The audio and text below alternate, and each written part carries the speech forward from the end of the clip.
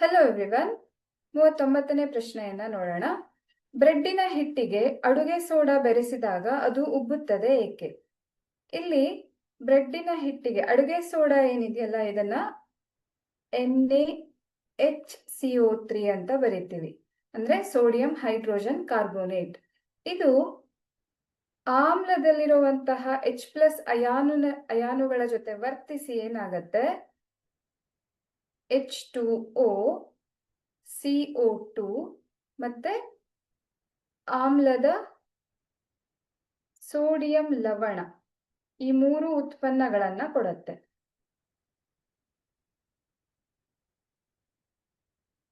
ಇಲ್ಲಿ ಉಂಟಾದಂತಹ ಈ carbon dioxide ಬ್ರೆಡ್ಡಿನ ಹಿಟ್ಟು ಉಬ್ಬೋದಕ್ಕೆ ಕಾರಣ ಆಗತ್ತೆ. ಬಿಡುಗಡೆಯಾದ ಕಾರ್ಬನ್ ಡೈಆಕ್ಸೈಡ್